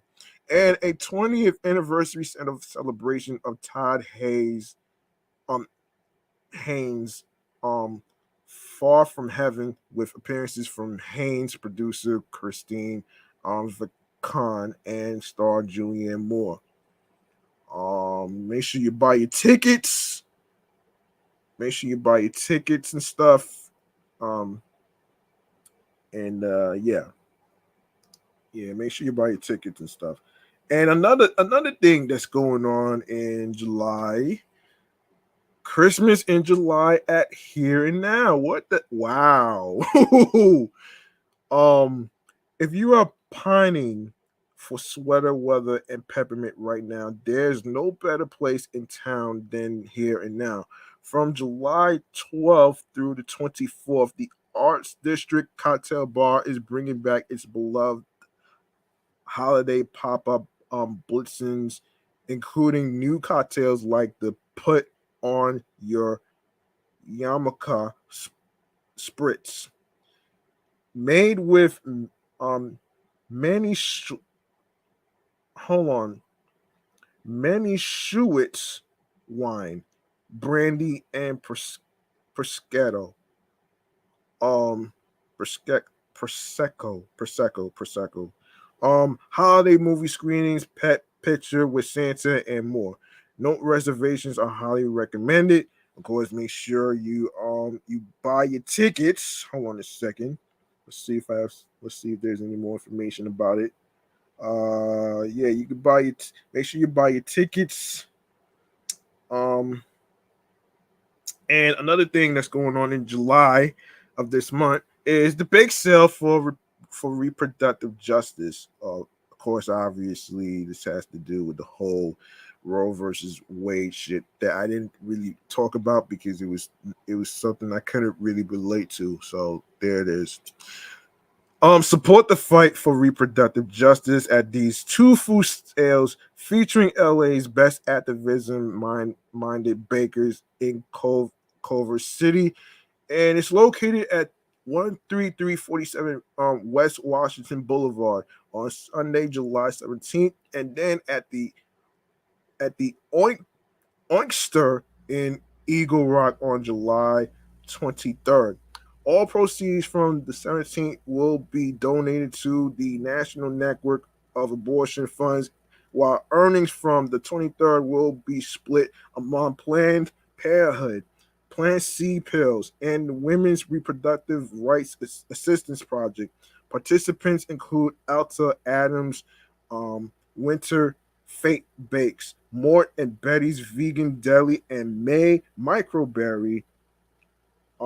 And of course, yes, there it is. And now I don't. Now let me see if there's any information about that. Oh, okay. So, the time starts at 11 a.m. and this is 11 a.m. actually. Um, the location obviously is in Los Angeles, California. Um, the bake sale, the bake sale starts at 9 a.m. for bake sale for reproductive justice, and there's the let me see. Let me see if there's any more. Zoo Friday Nights, like a family-friendly revival of its old Roaring Nights series. Spend an evening at the LA Zoo on select Friday nights for a mix of musical performances, dance parties, educational talks, and Twilight annual viewing opportunities. The carousel will be open during the series, and so too for those 21 and over only will be a cash bar. Make sure you buy your tickets. Let me see where it's going to be. Let me see. It doesn't say exactly. Oh, okay. So the Los Angeles Zoo is located at 533 Zoo Drive in Los Angeles, California, and the price is going to be $25 for kids 2 and 17, $20. And of course, dates and times on Friday, July 15th, 2022, which starts at 6 p.m. 6 p.m. And yeah. And what else? What else is going on in July? Let me see. Of course, we got a B-Boy Summit. Actually, it already started, actually. So, swing by WeHo's Plumber Park on Saturday and DTLA's Grand Park on Sunday for 2 packed days of DJ sets and dance battles, plus workshops and panels for the WeHo event. Let's see if they have it, if there's a location. Okay, so there's the location. So it's at Grand Park, 210 West Temple Street, Los Angeles, California. You can go to the website, which is www.bboysummit.com, and the price is free. And it starts at 11 a.m. on the 16th and the 17th. Let me see. Hold on a minute here. Yes. Let me see.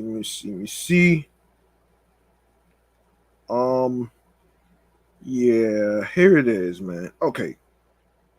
So, lace up some skates and head to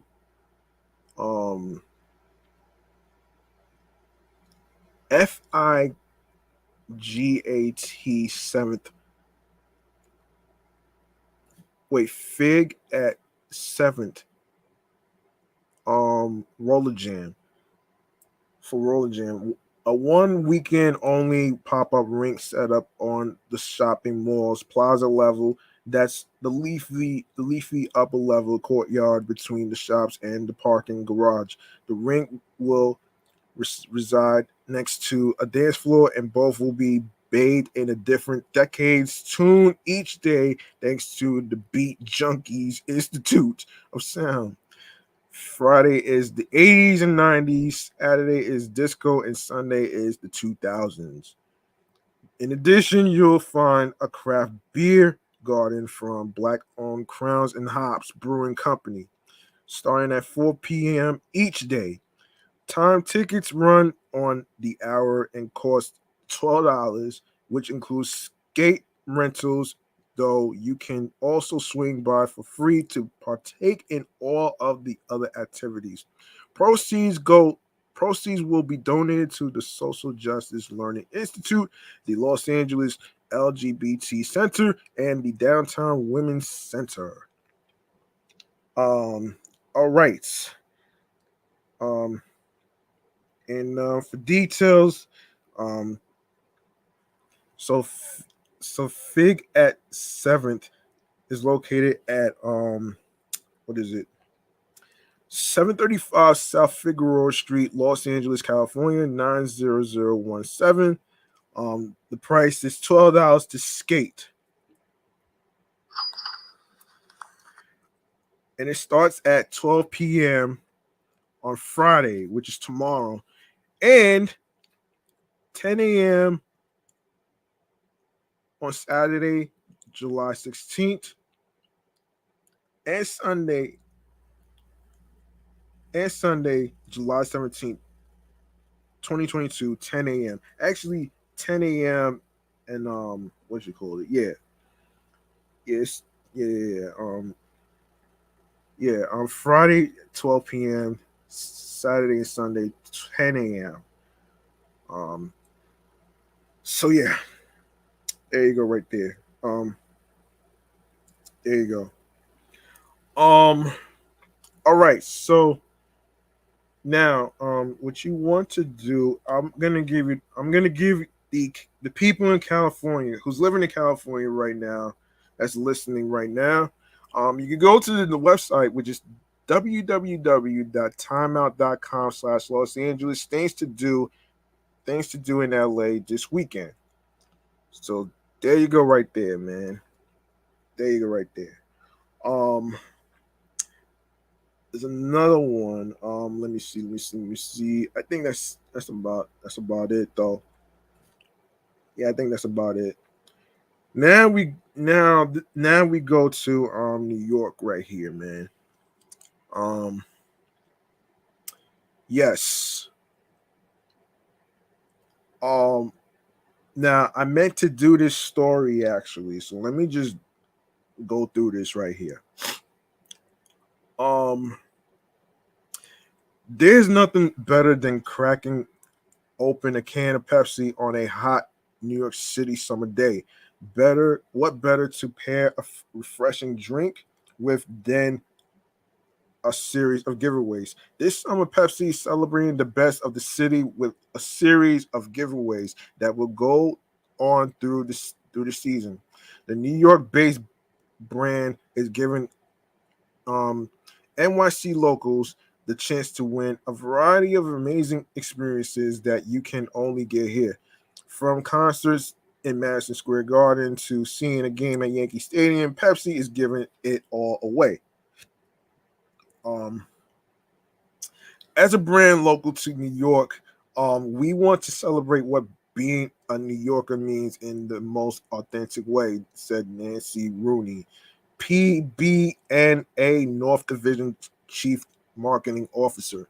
What better way to honor our own New York roots and celebrate with locals than with meaningful experiences at some of the New York City's most sought after places? Pepsi is joining iconic partners from throughout all five boroughs to give winners unforgettable experiences. The soda brand is even bringing back its custom collectible NYC labels from last year's Pepsi. It's a New York thing campaign. The labels include images of the Brooklyn Bridge, Times Square, and a shout out to the recognizable hot dog vendors of NYC. 25 winners will be picked to experience quintessential NYC events loved by lifelong New Yorkers and tourists alike. One lucky winner will receive the grand prize, giving them an entire year of free experiences, including tickets to a concert at Madison Square Garden, a chance to watch your New York Yankees at Yankee Stadium, a sunny day outing with unbeatable skyline views at the Seaport's Pier 17. Give me 1 second.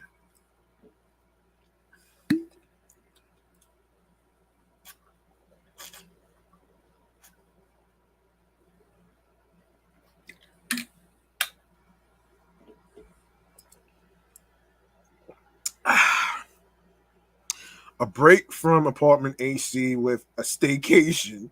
I can relate to the staycation part. At the New York Marriott Marquis. Dining experiences at world famous destinations including Cat's Deli, Junior's Restaurant and Bakery, and Marcus Samuelson Red Lobster. A night of laughs at the Gotham Comedy Club, a legendary meal at Sparks Steakhouse, one of New York's oldest steakhouses. Top tier views and dining at One World Observatory, and more. Fans can answer by scanning the QR codes found at local bodegas, corner delis, neighborhood grocers, supermarkets at bus stops, subway stations, and on billboards around the city. You can also enter by clicking here. Fans will have until July 17th to enter. Let me see what this thing is. Let me see what this link here is about. Hold on. I'm sorry. Let me just check this out so you can get a better idea. So you can get a better idea on this thing. Hold on. What is this? Um so I guess there's some rules. Hold on a second. What is this? Yeah, I'm not gonna do all of that though, man. I'll leave that to you folks to answer. So to answer, you would have to check out the website www.pepsinyc.com to enter the sweepstakes. That's www.pepsinyc.com nyc.com. So you can enter the sweepstakes. So you can check out the prizes and everything else that I just mentioned. So there you go, right there. Um. Okay. Okay. Let me see if I covered everything right here. Yeah, I think I covered everything, man. I think I covered everything. Let me hold on a second, man. Who else came in? This is simply gorgeous underscore 1990. And shout outs to Ray Brown. Happy birthday, man. Happy belated birthday, man. And I was just about to reach out to you on the phone, but I figure you might be busy with your official dream driven company that's going on right now. I know you're doing big things, man. So congratulations on everything. Right? Just wanted to say that right there, man. Let me just applaud the homie right here.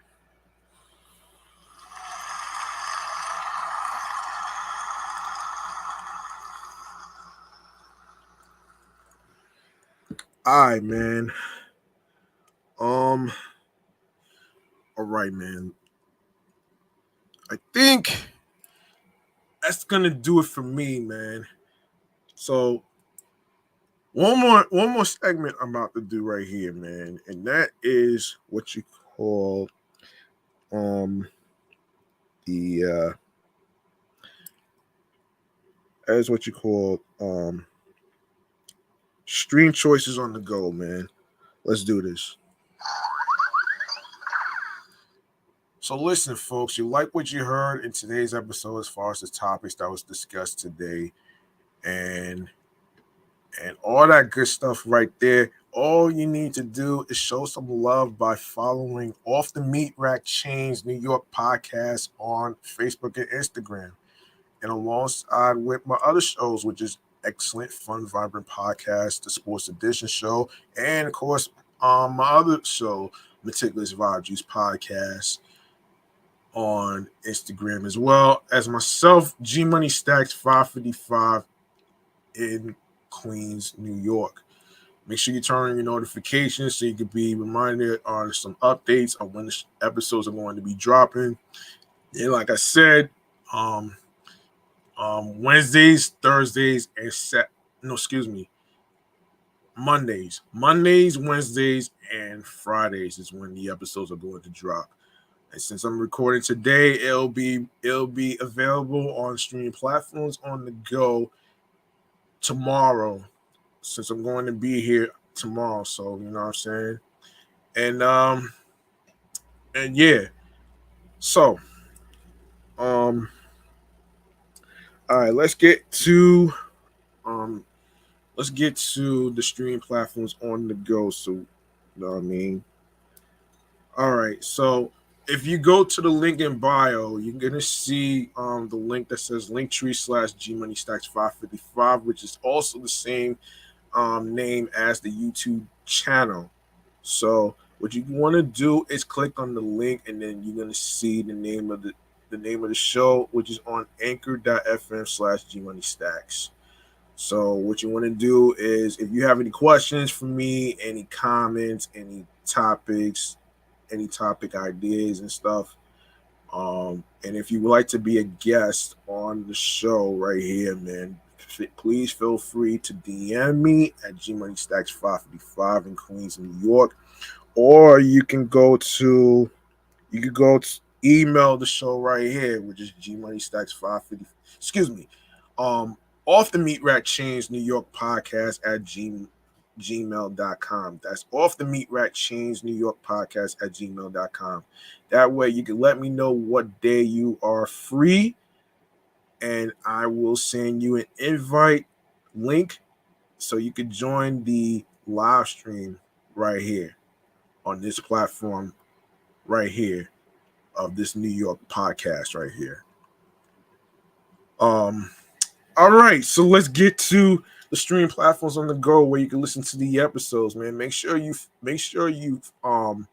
subscribe and follow the show on every streaming platform as I list them all right here, starting with Anchor. We are on Audacity, Audible, Audio Burst, Amazon Music, Breaker, Castbox FM, Deezer, Listen Notes, Moon FM Podcast, Player FM, Pocket Cast, Podbay, Podfriend, Podo Polo, Podorama, Podcast Index, Podcast Addict, Podchaser, Podverse, Reason FM, Spotify, Stitcher, TuneIn Radio, Google Podcasts, and you can give a 5-star rating to Podchaser, Podfriend, and Spotify. That would be appreciated right there.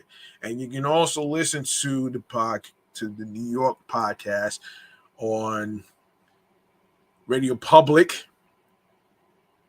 We are also on iHeartRadio, the number one app for music, radio, and podcasts. Make sure you follow my other two shows, Excellent Fun Vibrant Podcast, the Sports Edition show, and make sure you follow Meticulous Vibe Juice Podcast review show. That's also on iHeartRadio as well. And lastly, but not least, the YouTube.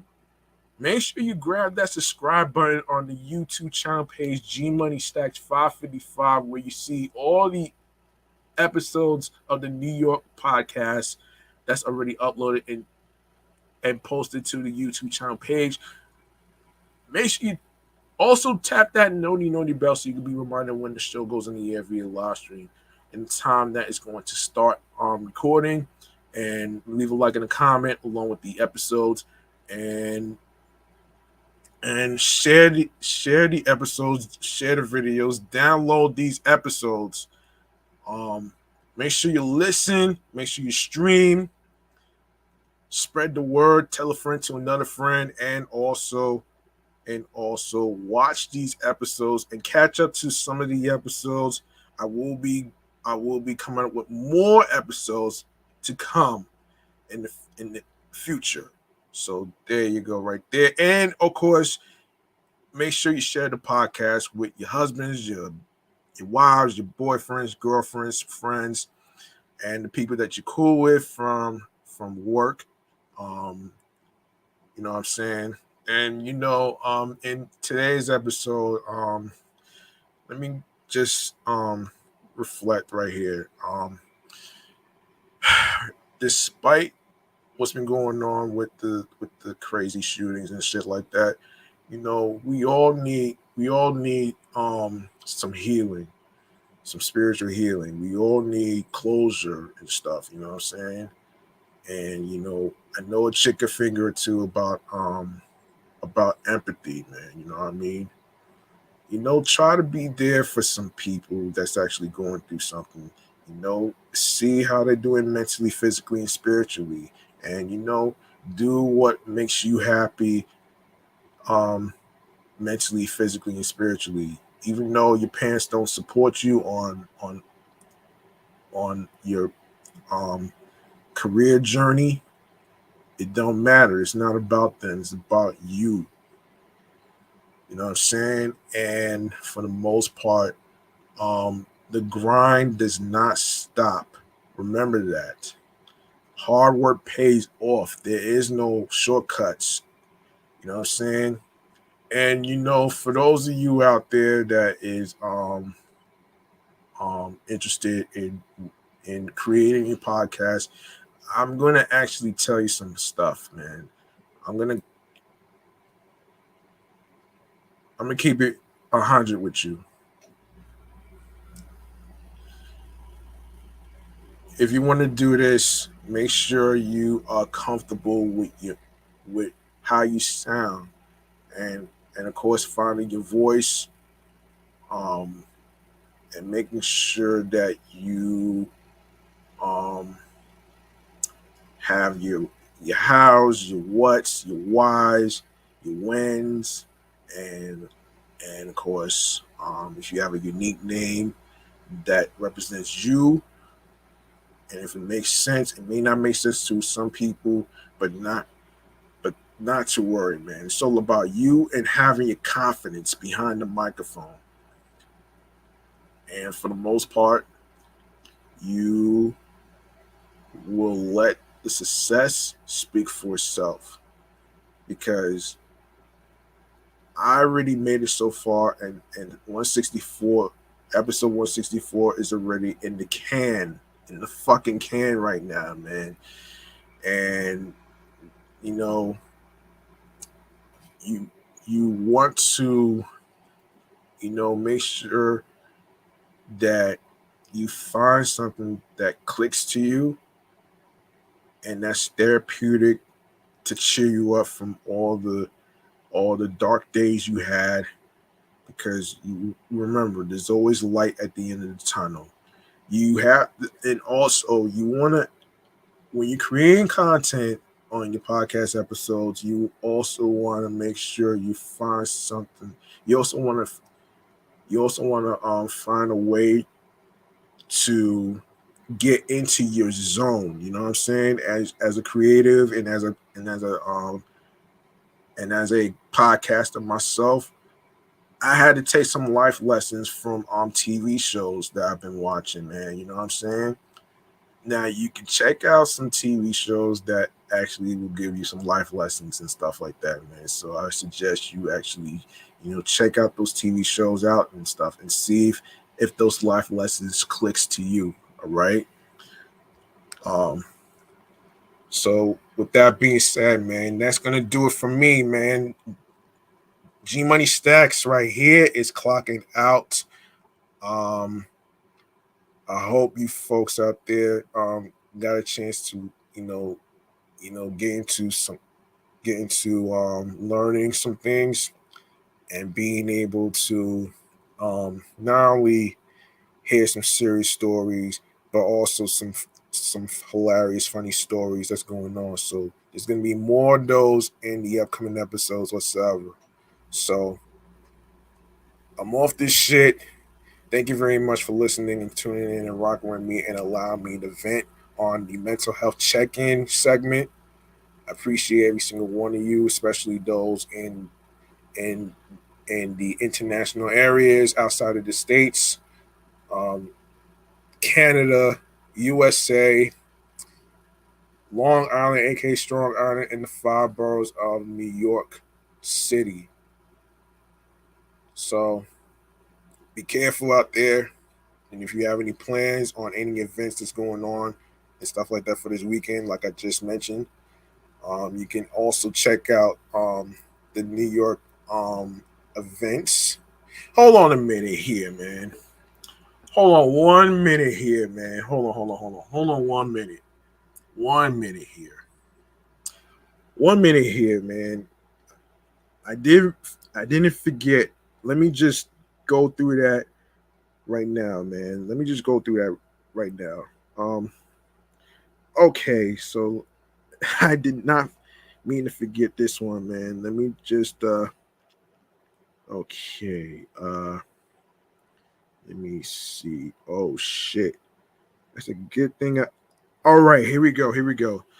Yeah, some stuff to do for New Yorkers. I lost track of time. I'm sorry. So Friday, July 15th, which is tomorrow, live at Culture Lab LIC. If you are looking for live music, Culture Labs got your back with a set list of varying performers from Mexican inspired tunes to interpretive dance. You won't be disappointed. You won't be left disappointed. Culture Lab is dedicated to bringing you equity, diversity, and inclusion in all their shows. The best part about it is that it's free to attend.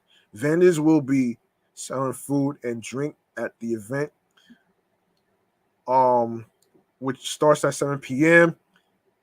5-25 46th Avenue in Queens, New York. Screening for Strictly Ballroom, the movie that started it all. The 1992 film was directed by Baz Luhrmann, running a total of 94 minutes. The stories follow Scott Hastings, a dancer in the competitive ballroom scene, and his struggle with breaking free from tradition. If the director's name sounded familiar, it's because he would go on to direct Moulin Rouge and The Great Gatsby. Tickets to his debut film are $15 for adults, $11 for seniors and students, and $9 for youth.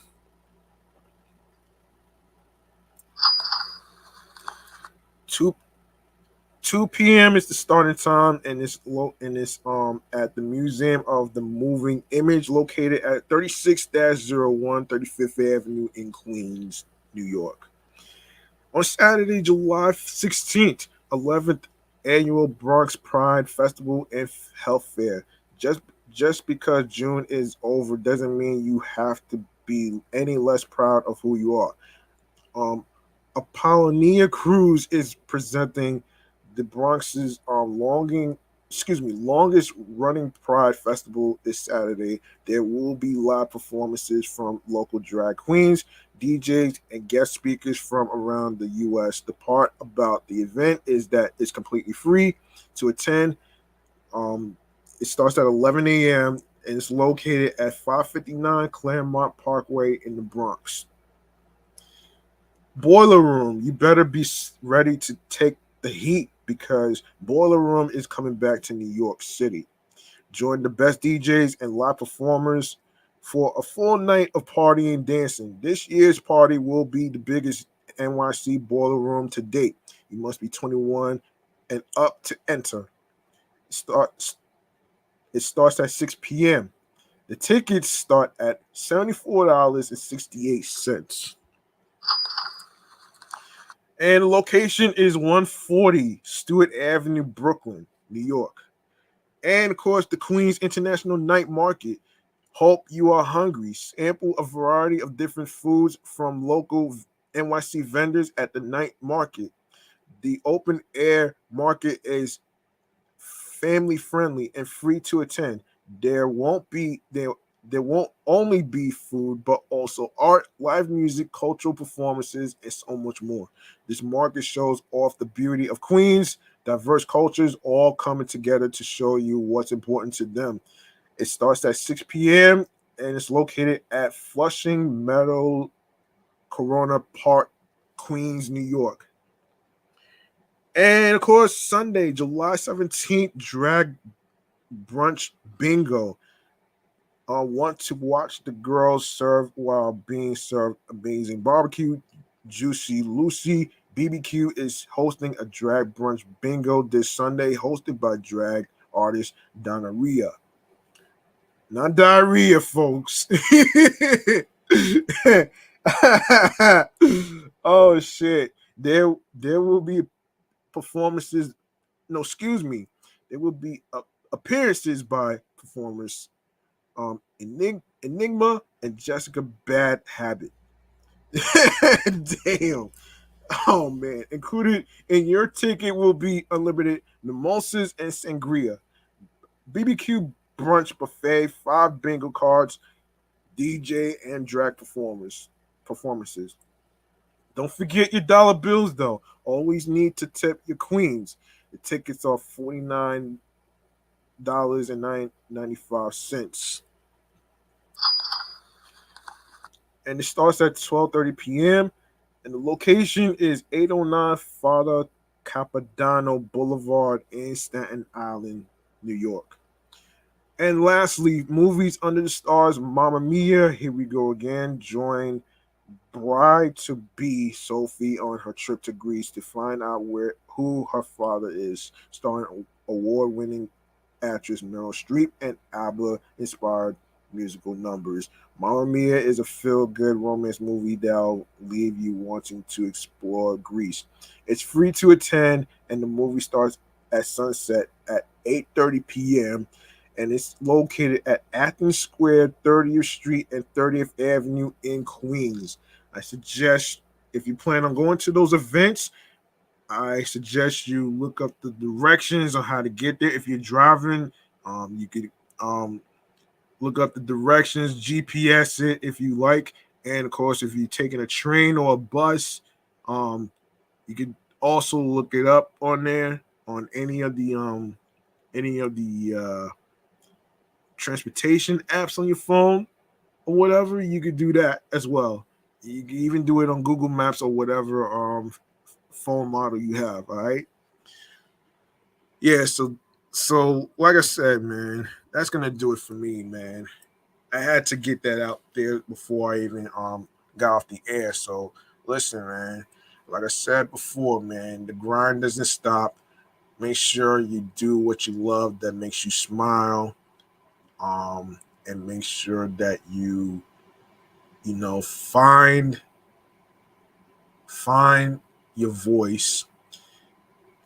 Um, you know, you have to find a way to get into your zone, creatively speaking, and you know, and hard work pays off, man. There's no shortcuts whatsoever.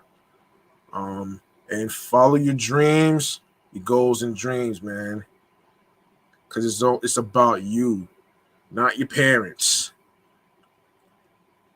So, do what makes you smile mentally, physically, and spiritually, man. And look, I'm out of here. Thank you very much.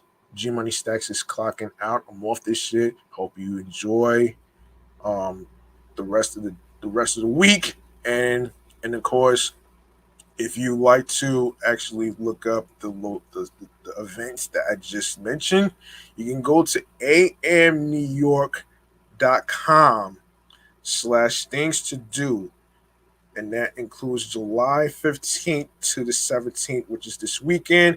And if you plan on going to see the Home Run Derby, make sure you get your tickets. And if you can't make it there, you can watch it on ESPN and check your local listings for those who are not in New York. And and the same goes with the MLB All-Star Game that starts July 19th on Fox 5, which is the East Coast. And of course, for those of you that's not from New York, you can check your local listings for Fox channels. All right. All right, I'm out of here, man. Peace and one love, and I hope you have yourselves a good week and a good night, man. Good night, folks.